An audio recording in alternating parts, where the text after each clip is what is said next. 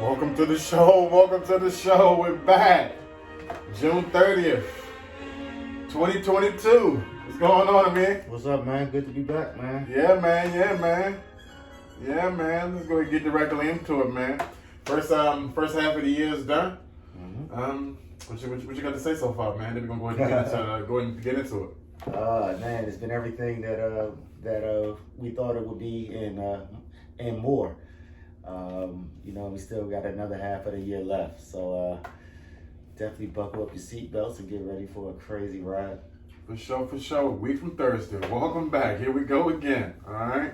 We're going to begin tonight taking a look at the crypto market. Now, the entire sector has been down since we last had an opportunity to talk. And then a week from Thursday, I think our last episode, when we was going to our final episode, we'll probably come back out periodically. It was October 15th, 2021. We talked about various issues on that show having to do with a coming food crisis, situations in the fertilizer, inflation, lots of different stuff. But let's go ahead and get directly into it. All right. Now we talked about how we didn't know how crypto assets will perform in a war situation. All right. So we've had 100 plus days of a situation taking place in Ukraine that began February 24th, 2022, which has been going on since the Maidan situation under two presidents ago in the United States, President Barack Obama. All right, and now we know how these assets are performing. Not really doing so well. All right. Do you think some things has changed from the whole people, the hodl people, hold on for dear life? I mean, where are you in regards to crypto, your crypto experience? Wow. Crypto experience has been that of a roller coaster. When I first got into it, I believe I got into it in 2017, and I made some money. I took it right back out. I didn't, I wasn't holding it or anything like that. Got into Bitcoin and the Ethereum. Putting in as much as I could as far as what my budget was. About 2019, got into the XRP situation, started getting into some other type of cryptocurrencies, Solana, and just all of them. I can name a lot of them. But during that 2020, oh my goodness, it was going amazing. You could put in $100 and walk out with about $1,000. People buying Shibuya dog coins. Everything, and it didn't seem like it didn't have a ceiling. People were predicting to be going at $100,000 for one Bitcoin, and one of the things that I have to say about Bitcoin, people say, oh well, it's going down. Going down from what? It's still $18,000 for something that you might have paid $1 for. Yeah, but we know, as well as I do, people weren't really getting in on it. That's true. During that time. Like I've said in the past, I'm a holder, but I prefer a cold storage. All right, and I've also talked about, even posted on Instagram before I started deleting a few things on my pages. That I told you Bitcoin was going to go to around 13,000. All right, that's what the numbers and that's what the charts and that's what the data looks like to me. All right, Could fall below 13,000. All right, could possibly go back to 3,000. All right. Now I'm gonna say this once, and I've said this before. I don't really see Bitcoin as being, a key asset in someone's portfolio going forward into the future. That's just because with regards to competition with central banks regarding the CBDCs, and that's central bank digital currency. We'll have another show when I explain the questions that I answered to the Fed regarding the potential, which is going to happen, of a CBDC. But we have prices down from their high. You talked about 2020, the people floating looking at 60,000, 62,000. And as of right now, we have Bitcoin at 20,340, Ethereum at 1089, XRP at 33 cents, Litecoin at 55, and Monero at 116. And we have Veritasium, all right, at $27.36. You know, I always like to throw Veritasium in there because it was one of the, granddaddy DeFi projects. And I think one of the things is too, is that 2020, 2021, people had a lot of time on their hand. They thought the world was coming to an end. They thought it, the world is coming to an end. Well, the world is the system. It's not the actual planet itself. Right, and people were, trying to get as much things as they could to protect themselves during these unknown times. So whether that be, investing in crypto, whether that be investing in a doomsday bunker, whatever it was, people were definitely trying to prepare themselves for the possible worst outcome.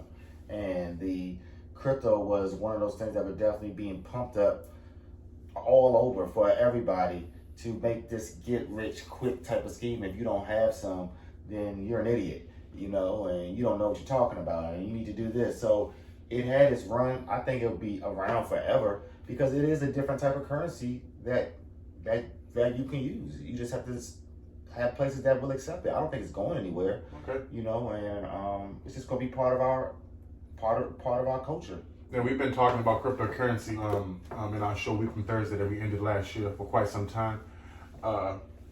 We've also spoken, as I said, in regards to how it will hold up during war. All right.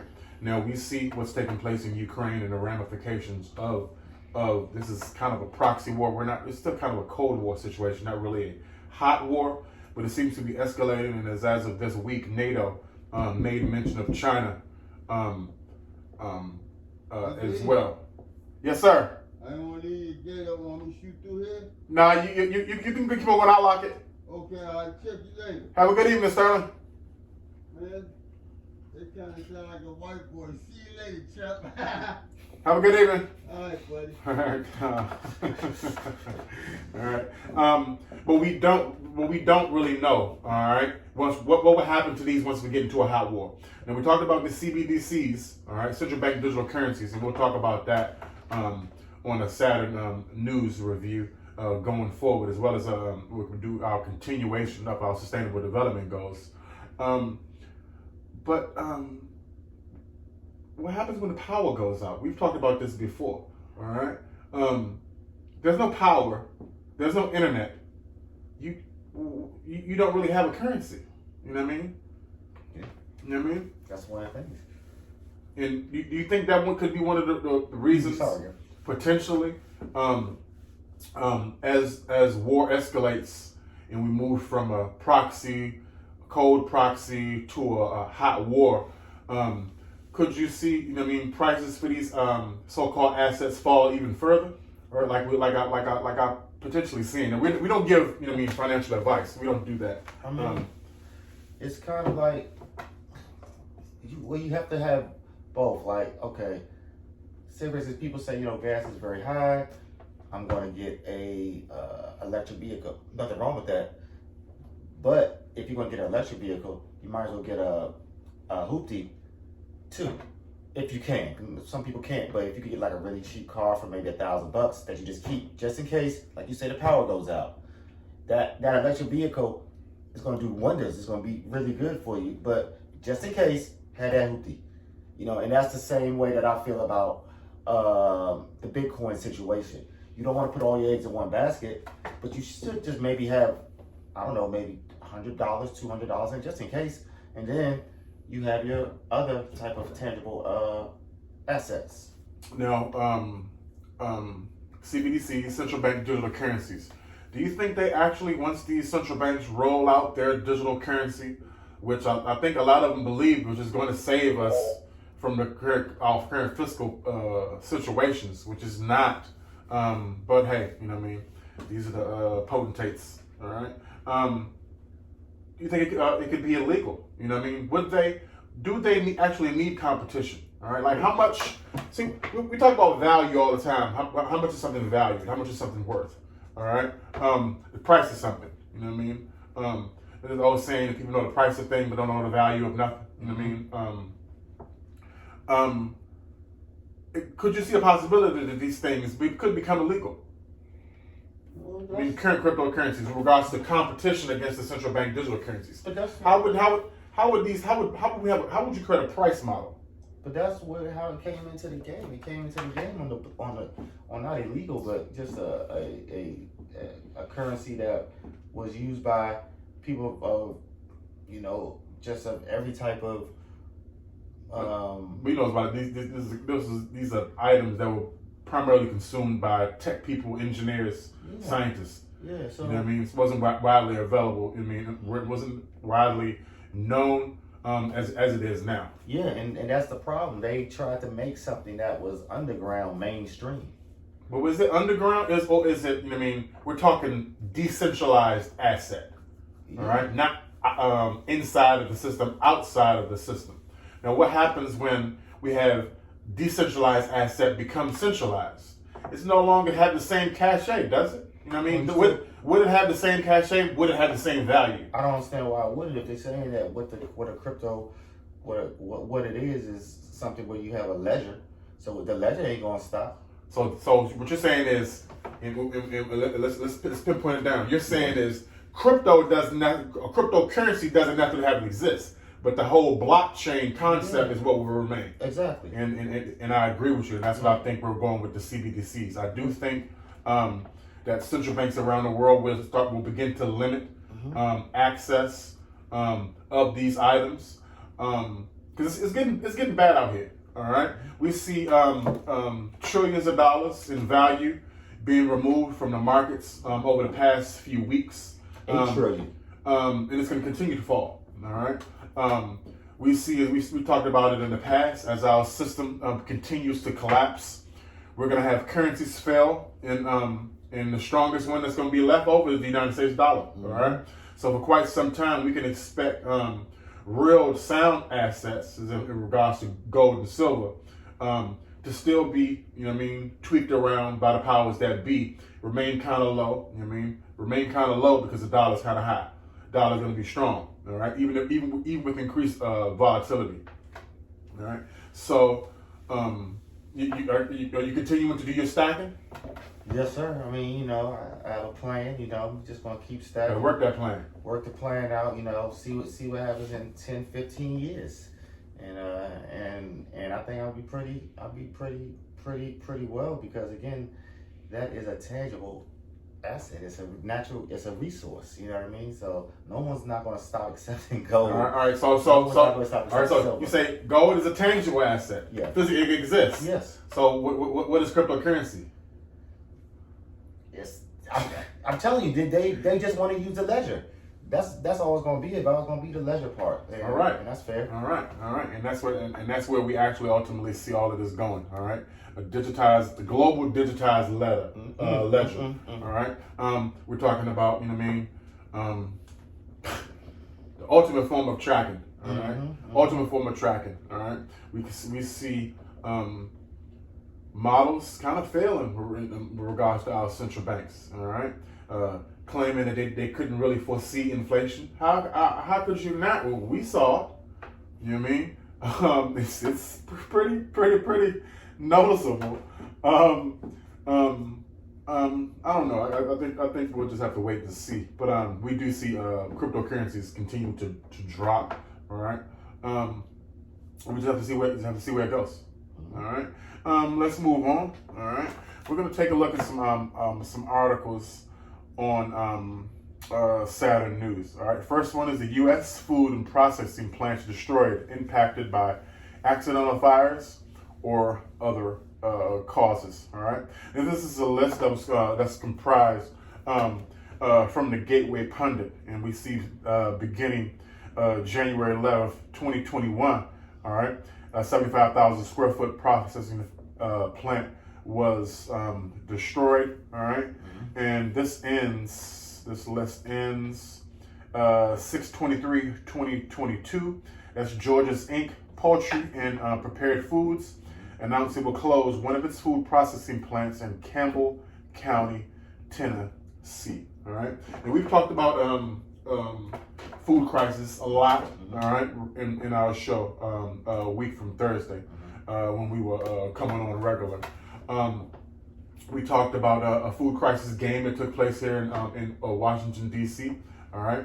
And we also took a look in our last episode on October 15th, 2021, in regards to a food crisis as well. We also took a look at some other things as well, depopulation, the global nutrition. But what do you think about these? This is coincidence. This is like a, this is a really, I mean, what do you think about this? Saw a couple things in Maryland.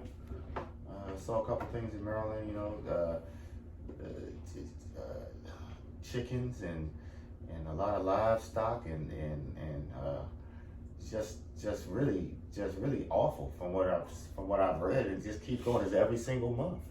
It looked like it was every single month, and I really don't hear anything about that on the news. But it's very disturbing. It doesn't sound like it's a mere coincidence to me. It sounds like there's something going on, or maybe there might be some angry people that are doing this, or maybe it might be for insurance purposes. I don't really know, but I know one thing, that you gotta follow the money. So in that type of situation, things are getting more expensive. One thing that people have to do is eat. They have to eat, and I just think it could be a number of different things to push, because farmers were getting really hosed a lot in 2020, and before that, things with the avocados. You go back to the 1980s, there was a whole orange juice push, because oranges weren't really sold, so they came with this whole campaign for oranges. There was a thing with everybody drink milk or something like that. Got milk. So these are all different campaigns that they do to help the farmers push their different products. So, but we're also seeing situations where farmers are actually being paid not to grow. That's what I'm saying. Food. We're also seeing situations where we have farmers, herders, having to destroy livestock. That's what I'm saying. But this is not a. So this list, as well as the items that we were talking about in regards to our food supply.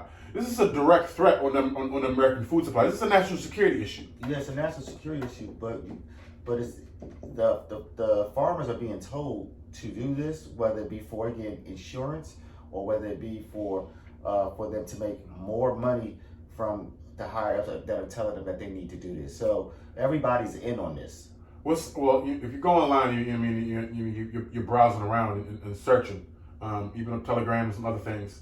You're seeing people, getting open letters from the Department of Agriculture sometimes requesting them to destroy these plants or animals. All right. What type of ramifications could we expect? We're already seeing inflation. All right, all over the place. All right. We're talking about plants being destroyed or shuttered. All right.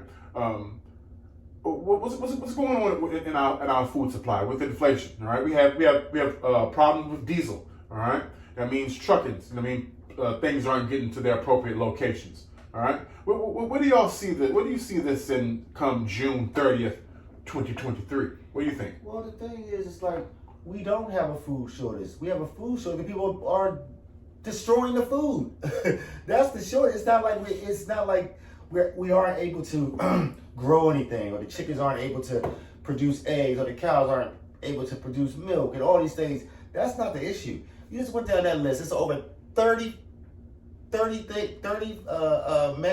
manufacturers, but 30 production. It's way more than 30. Yeah, well, whatever. But the point is, it's over 30 farms, whatever, all that stuff, whatever it is, they're being killed. You're not reading off like it said, 5,000 chickens. They're like 100,000, 200,000. Like, they straight down the list. 2 weeks ago, it was we had 10,000 cows die of heat stroke. Yeah, so it's not like this small number. It's like, 5 cows died today. It's talking about 10,000. So we obviously have the inventory, but it's some type of everybody's all in this type of scheme to keep pushing things up. Keep this inflation game going. You know, and are they really being destroyed? Or I mean, are the animals really being killed? I don't know. I'm not there. You know, can those numbers be fudged? Maybe. Have we seen them bring the cows out? I want to see 10,000 cow funeral things coming out. You know what I mean? Like I'll show you that, and I'll probably play it. On this. If you could show me 200,000 chickens that were killed, that's pretty spectacular. All right. Yeah, you said something. You said something interesting in you said inventory. All right. No. So let's paint a picture. All right. We have the pandemic. All right. We don't produce in our country anymore. You know what I mean? We're bringing in everything from thread to medicine to vitamins. You know what I mean? To cheap plastic toys and junk. All right. So we have pandemic. All right. Things slowed down. All right. And so now it seems as though if you take a look at reporting coming out of different corporations, if you track that type of thing, that they have massive amounts of inventory. You can even go to the store. All right. It's a lot of products being pushed in on the shelf. All right. We have a lot of things that probably should have been there around Christmas time last year. All right, that's slowly being put on the shelves. All right, you think we're gonna have a situation with regards to inventory? We already have a problem with regards to our labor force. All right, so we have bad or low labor participation. All right, high inventory. All right, well, you know what I mean? We also have companies coming out and say we might be seeing red all across the board. What do you think all of this is going? You might be seeing red all across the board. Yeah, I mean a lot of these companies. Amazon ain't losing. Well, we'll have to wait and see. Also, we also have to remember too, Amazon is a marketplace. You know what I mean? So all of the items that are on Amazon aren't directly fulfilled. You know what I mean? Through Amazon. All right, they're coming from, you know what I mean, third party. You know what I mean? Other vendors as well that participate in the marketplace. All right, it's only so recently we have more distribution centers in Amazon. You know what I mean, taking their own, you know what I mean, things like vitamins and drugs and other things as well. They're getting into other industries. That's true. To take care of their fulfillment needs. I don't know who's going in the red. I think Target. Huh? Lots of different companies are talking about. You know what I mean, might not be looking so good. All right. Might be looking so good when. Well, I say we're talking about the first half of the year, second half of the year, going into 2023. Well, I mean, but you gotta understand. And we have inflation. Remember, it's like we have the perfect storm going on. But we gotta understand, business is an up and down thing. It's no business that makes the same amount every month. You're right. You know, so with that, if they go in the red, they go in the red. You know, they got to figure out a way to bounce to get back. They might got to take a couple losses for a couple years or whatever it is, but they'll figure it out. If not, they're not going to be in business. But I don't think it's time to really panic. Those companies have a nice bumper on them. Like they can afford to take these hits. Now, when you're talking about if they afford to take the hits, they still got to lay off people. Now, the business is going to remain. But when you start, like you say, getting in that red, you got to trim some fat. And we're seeing in the last couple of weeks, we have banking. We have technology. You know what I mean? Layoffs coming from tech. Well, sorry to interrupt you, but I was reading an article about tech, and they said that, yes, they're laying off people, but they go back and get another job just that fast. So it's like, well, what's going on? You know what I mean? So they lay you off, and then they go right the next day get another a better paying job. So I don't know how long they can keep that game up, because even applying for a job becomes a job. No one wants to keep running from job to job to job. That's a crazy process to do. It's tiresome. It's tiresome. A lot of things have become tiresome nowadays, huh? Yeah, who wanna do that? But to answer your question, once they start going in the red, they're gonna start laying off people. Now, what you could say is, oh well, tech jobs. Like what I just said, tech jobs, people are running to get another one. No, that market is very competitive. It's not a joke. Like you got kids that are 19 years old that can do the job of somebody that's 40. or 35, you know what I'm saying, making less money. They're going to take somebody with less money. So I think what's going to happen is they're going to start getting younger and younger and paying enough for the younger people. The people who keep going up, they out of here. Only thing you're doing is training this kid that could do it with his eyes closed at 12 years old. Yeah, there you go. Here, let me make that. So no more child labor laws. I mean, you know, as the shit hits the fan, we just You know completely what I do mean? away with child labor laws. shoot, I know some 15, 16-year-olds that could do the same thing, you know. And Get those kids back on the farm. and you was doing that stuff as a child, you know what I'm saying, doing web pages and creation and doing, you know what I'm saying. We were learning Oracle at 19, 20, something like that. Yeah. 20, like, so we already know what's about to go down. They gonna get younger, fresh out of college. Boom. These people that's making all this money, oh, y'all up out of here.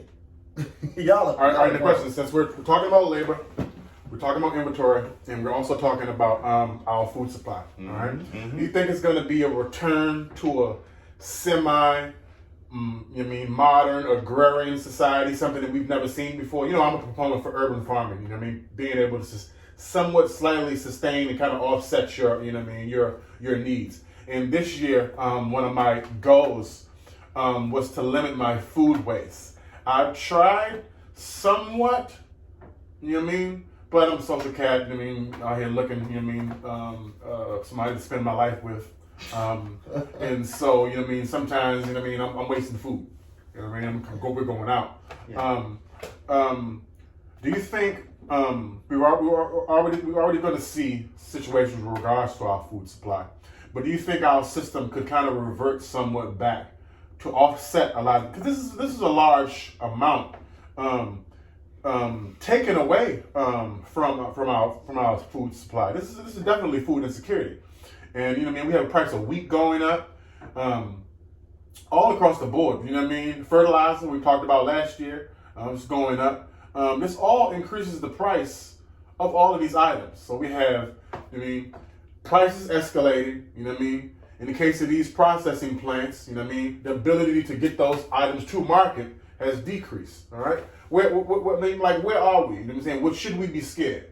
Well, I remember a couple, maybe this is like 2-3 years ago. I don't really remember the exact year. But I remember Mayor Browser said that we couldn't have chickens. Remember? Yeah, they said we could, and then they stopped that. You know, a few people on Capitol Hill had it. Yeah, so, you know, little things like that is going to have to kind of change in order for people to adopt to this lifestyle. I don't think it's a bad thing. And what's wrong with having a little chicken farm? Yeah, but I also think you'd have to have a certain level of government governance and foresight to implement those particular items. When you have a governance and authorities that I mean, things are constantly, this is free money, and this was creating our inflation, and they're constantly seeing things go to the moon. All right, like there are no bad times. All right, a lot of people can't see what's right in front of their face and what's getting ready to happen to them. All right, so in a little urban area like we are, this is not a, you know what I mean, we don't have farming, you know what I mean. All of our stuff comes from on a truck, all right, and goes to the grocery store. You know what I mean? Uh-huh. We don't have enough, you know what I mean, sustainable farms here to satisfy the dietary needs of our citizens. All right, and if you take into consideration those that are coming into the city daily, you know what I mean, full work. You know what I mean, we can't sustain any of this with regards to our diet in the city. So what should we do? You know what I mean, what should we do? Where do you see all of this happening? Because we're gonna have food shortages. And we talk about, we're gonna have, you know what I mean, blackouts. We're gonna have power outages. That might be in various sectors and sections of the country, but it's going to happen. All right. We got hurricane season coming up, and winter soon will be upon us. But what is really a food shortage? Is it because I can't go out and get a doggone T-bone steak? Is it do I have something in the refrigerator that I can make, or am I just being an entitled American? You know, so we got to really ask ourselves these questions. Is it really a food shortage, or am I just accustomed to getting whatever the heck I want whenever I want it? And if that's the case, then you're gonna have to change, because you're gonna have to get more, just know that it doesn't work like that. We're pretty much the only country in the world where, you can just get whatever you want, whenever you want it, and now they call it a food shortage because why? I can't get my Haagen-Dazs ice cream. They're out of Haagen-Dazs. Oh, I can't get my cheese or my specially frozen green tomatoes. Like, come on. Like, stop it. Like, there's food. You just don't want to eat it. The kind that's available to you. So, if you don't want to eat it, then it's tough. All right. Then we have the G7 taking place last week. We have NATO this week, and before that we had BRICS meeting around June 22nd or so, June 20 something around there. All right. So we have, G7 is around 700 million people. BRICS, that's Brazil, Russia, India, and China. And we also have, I think as of today, we have submissions by Iran as well as Argentina to be admitted into the BRICS. So that number is, hovering, 3, 4, 5, soon to be 5 billion people. So we have G7, 700 million. BRICS, going to be pushing 4 or 5 billion soon, all right, with more additions, all right. Is the Western world faltering somewhat as we move and we change into our new system, all right? And take a look at this article on Saturday. We have Biden G7 leaders hurdle on energy, inflation, and Ukraine war. All right, let's go ahead and read a little segment. This is coming from the AP, all right? President Joe Biden on Sunday praised the continued unity of the global alliance confronting Russia. As he and other leaders, the heads of a group of 7 leading the economy, strategized on sustaining the pressure in their efforts to isolate Moscow over its month-long invasion of Ukraine, Biden and his counterparts were meeting to discuss how to secure energy supplies, tackle inflation, aiming to keep falling from the war. All right. What do you think? Do you think we're soon going to be in the Western world is going to be in competition with the Eastern world? All right. And when I say Eastern, I am directly talking. I'm including Russia in that as well. All right. We have the NATO report or NATO coming out this week, the NATO summit, and they're directly calling out Russia. They're directly. Well, they call out Russia also, but they're directly calling out China now. China has now become an open adversary of NATO. It is what it is. Yeah, look, when you have those smaller countries like Sweden and Finland, they get scared. That's gonna go through.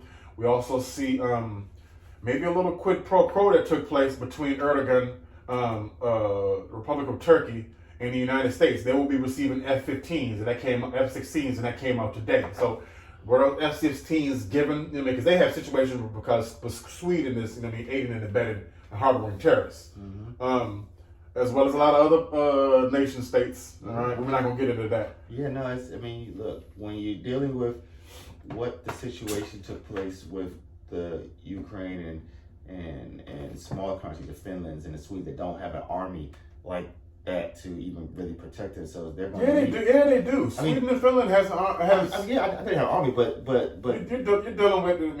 If they're coming online, you're dealing with. At least 300. Last time I looking at the numbers, you're dealing with at least about 300, close to maybe 400,000 troops. Added to the NATO, as well as armaments. Yeah, but nobody wants to go to. Sweden wouldn't want to go to war with nobody. That's why they like, what?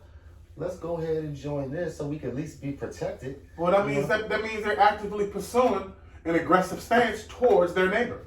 They really don't have a choice. What do you mean they don't have a choice? There's always a choice. The choice is either you don't sign with nobody, with anyone, or you sign with this one, or you sign with that one. If you don't sign with anybody, then that means that if you're not for it, that means you're against it. If you're not against it, that means you're for it. So they really in a no-win situation. Let me ask you this: do you think Russia poses a direct threat to Finland and Sweden? No.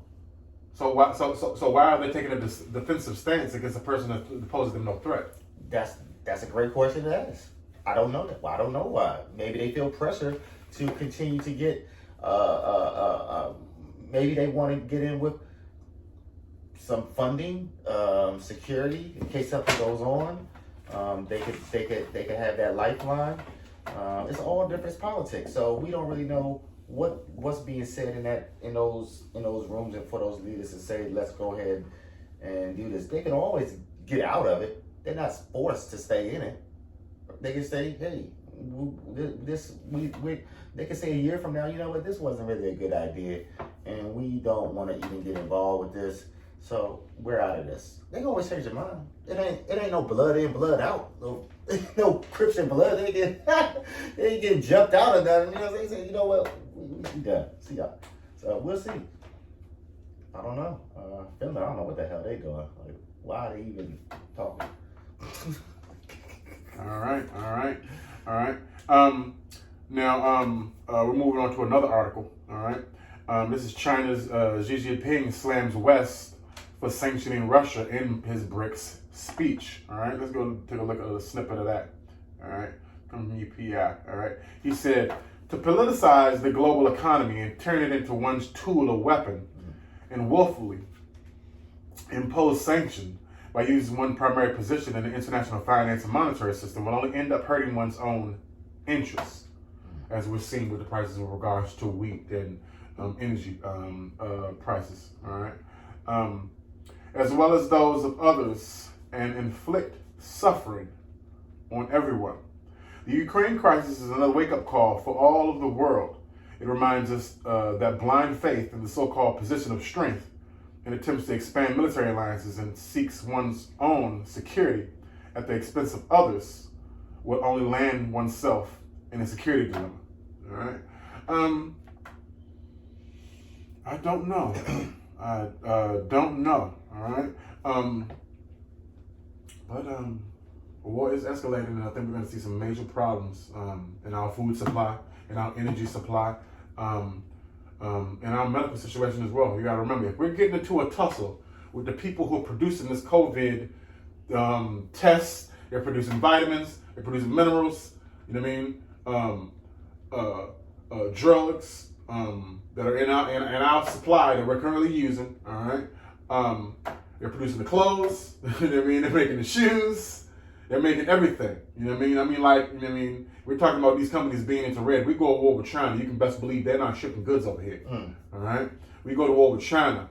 Do you honestly think that the United States is going to impose the same type of sanctions on China as it imposed on Russia? You know what I mean? We're getting to a dangerous diplomatic situations, and I honestly do not feel that the people that are a part of forming our statecraft actually know what they're doing, all right? Or actually they do know what they're doing, they're just not doing it in the benefit of the people who live here. That's what they said in the article. It says that, you know, they're going to do more harm than good. They're going to hurt the people that they're trying to serve. Or they just, I think a lot of just really just pretending to serve, you know what I mean? Yeah, I mean, pretending or not, they're not doing they're not helping anyone in this situation.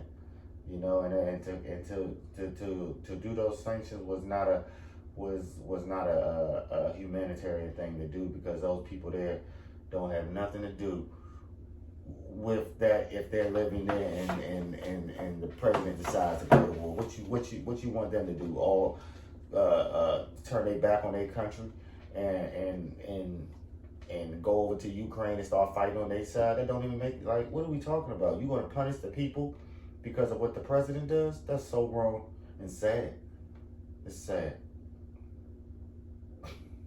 Okay, it's only going to get worse. I think tomorrow I might make a post on Instagram as well as the website. You know, we're still updating things. I mean, after last year's situation with regards to NFT, we tried to do an NFT situation. We're getting back to that stuff.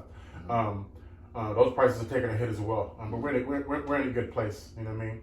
Gotta crawl before you walk.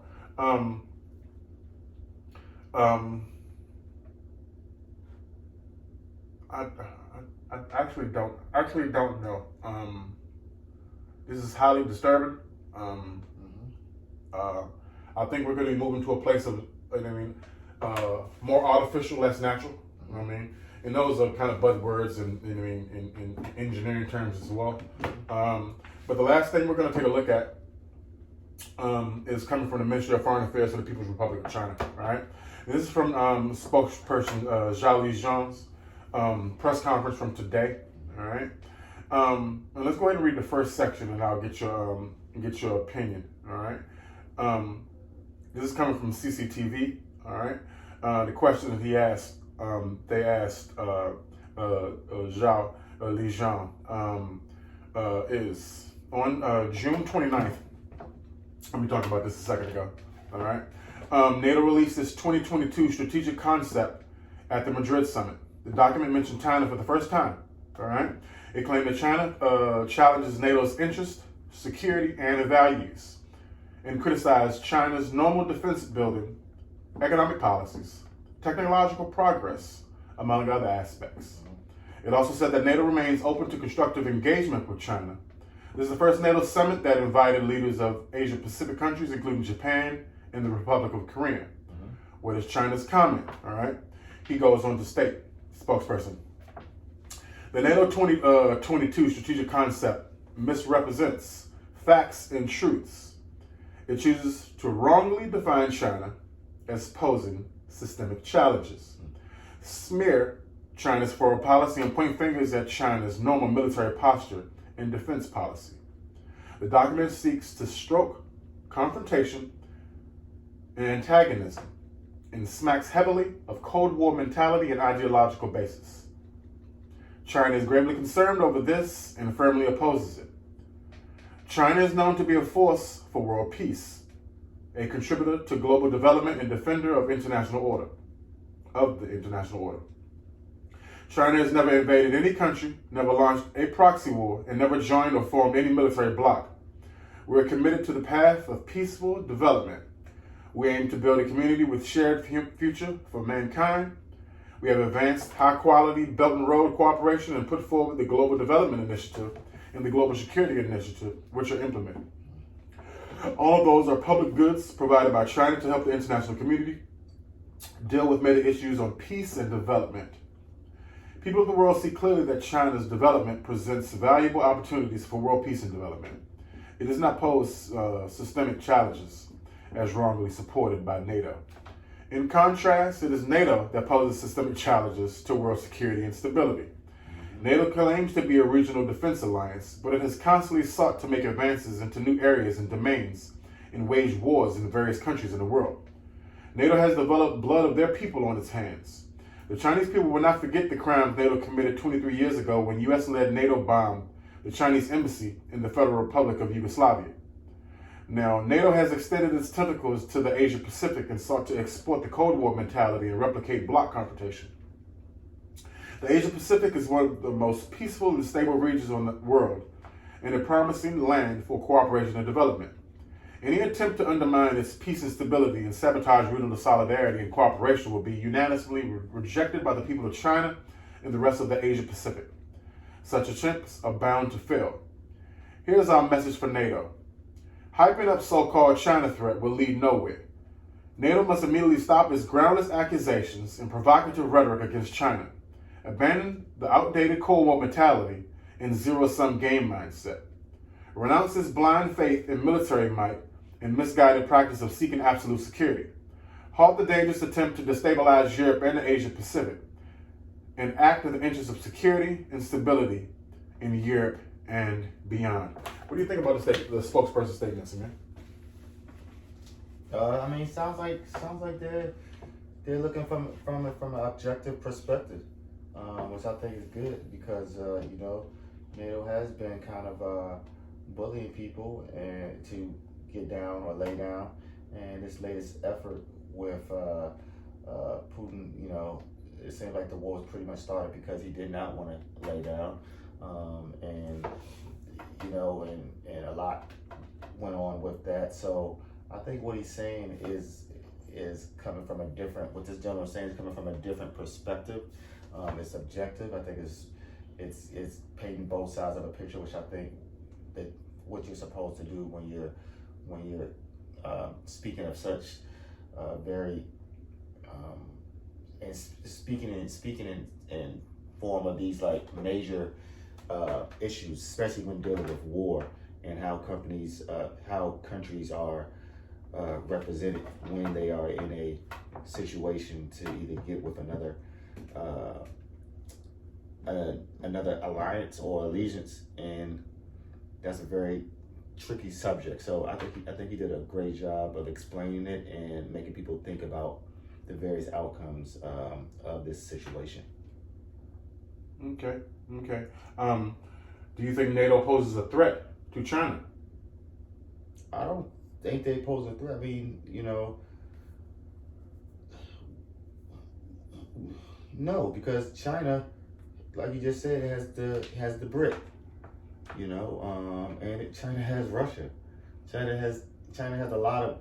China's no joke. You know what I mean? They have very strong allies. Got a new aircraft carrier last couple of weeks. Yeah, they have a lot going on. So they're not scared of no NATO.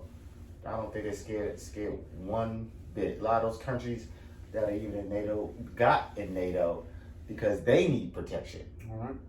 So they're not even really trying to battle anything out if it came down to that situation of them having to fight China or Russia or Pakistan or whoever.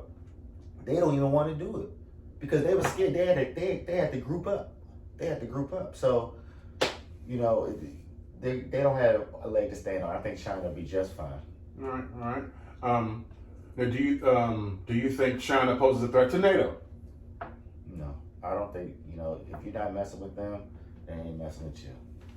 I think that's how they roll. Like let us do this over here, and y'all mind y'all business, and we're gonna do what we do, and y'all do what y'all do. Just don't involve us, and we can live peacefully just like that. We could all coexist, be cordial to one another. All right, let me ask you one more question, and then we're gonna get out of here. It's been great talking to you, buddy. We haven't had a little longer political talk like this in quite some time. Yeah.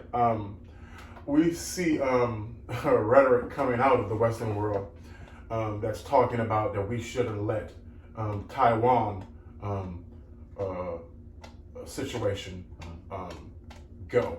And what do I mean by that? We hear the rhetoric that basically is suggesting that it took a long time for the Western world to back Ukraine by sending arms and weapons. And they're basically suggesting that as time goes on, China will invade Taiwan, and should we begin to give Taiwan weapons as well at the same scale that the Western world is giving arms to Ukraine. Not until they do something. You can't give somebody. You can't do something till something really goes down. That's a little bit ridiculous. Could China, if increased aid is given to Taiwan in a military fashion, do you think that's a direct threat to China? And do you think China will retaliate? Yes, totally. Because that is a direct threat. Like I said, you can't give people stuff or do something until something's actually done. I mean, I understand you gotta, and you should. What's the term they use? You should get ready so you don't have to stay ready. Or I forgot the term. What is it? Was it stay ready so you don't have to get ready? Yeah. And yeah, you can say it from that angle, but they need to stay ready and get ready with their own stuff going on. They don't need any help right now because it hasn't happened. So until it happens, then they can go ahead and reach out, or somebody should reach out. But if it don't happen yet, nobody should be supplying them with any type of things because it hasn't happened.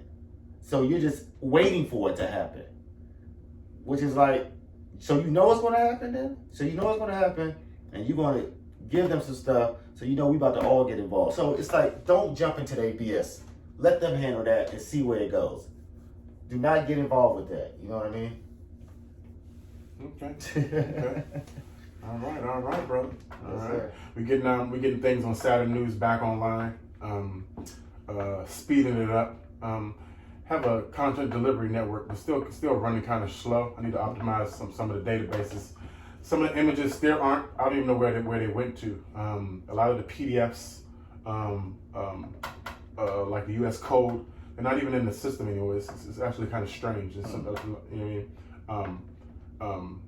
Information coming from the White House, like having sections of different various persons. The entire page regarding Madam Vice President is no longer even there. Trying to figure out what was going on. JSON data, we'll work it out. By the end of the year, everything will be pretty sweet, I believe. A great reference website, primarily for myself. But if you take a look at it, you might get some use out of it. All right. We're still gonna add all of these war situations. I think tomorrow, after I finish my work on my non-provisional or provisional patent stuff, I'm gonna try to put in the UN hunger map. I think that's quite interesting, the way the world is headed. But the brothers gonna work it out. Yes, all right. We're also gonna get back on them NFTs, right? Yes, sir. All right. It's June 30th, 2020. And this has been a special episode of Week from Thursday, baby. Yes, sir. All right.